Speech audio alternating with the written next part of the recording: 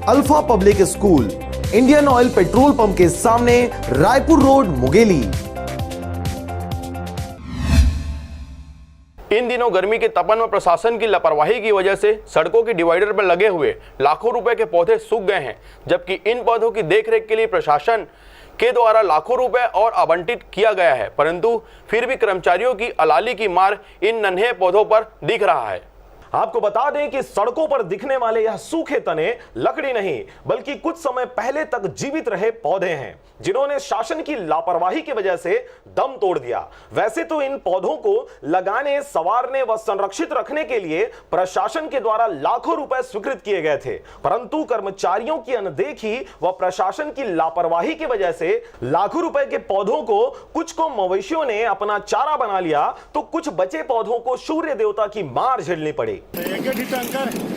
कहाँ नगर निगम में तो तुमन कब डाला था पानी ला? हमें 2 महीना तो पौधा मन मरत जावत है तब कैसे गई दादा भाई डालते तो पहले कौन डाला दिस पानी? हम ही डाला पानी। बहरहाल सड़कों पर लगे नन्हे पौधों की देखरेख की जिम्मेदारी नगर पालिका को सौंपी गई है, जिसके लिए फिर से भारी मात्रा में फंड भी मुहैया करवाया गया है, जिसमें एक ही टैंकर से नगर पालिका द्वारा सारे काम किए जा रहे हैं, जिसकी वजह से पौधों को पानी देने के लिए खाना पूर्ति करते 500 लीटर वाले पानी टंकी से पानी दिया जा रहा है, जो कि नाकाफी है। बड़े टैंकर बड़ा टैंकर कहाँ गए थे? नहीं आगे नगर पालिका सरकारी वाला कब ले बंद कर दे है? महीना दिन हो गया। महीना मरोगे। और एक बार पानी देने के बाद 3 से 4 दिनों में फिर से पानी डाला जाता है। बाकी दिन पेड़ों से प्रेम रखने वाले आसपास के राहगीरों द्वारा पानी डाला जाता है।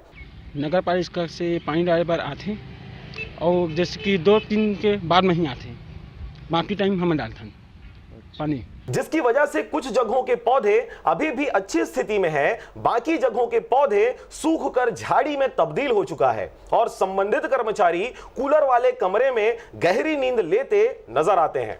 मुंगेली से कैलाश कुमार के साथ राजकुमार यादव की रिपोर्ट, आरजे रमजाजर।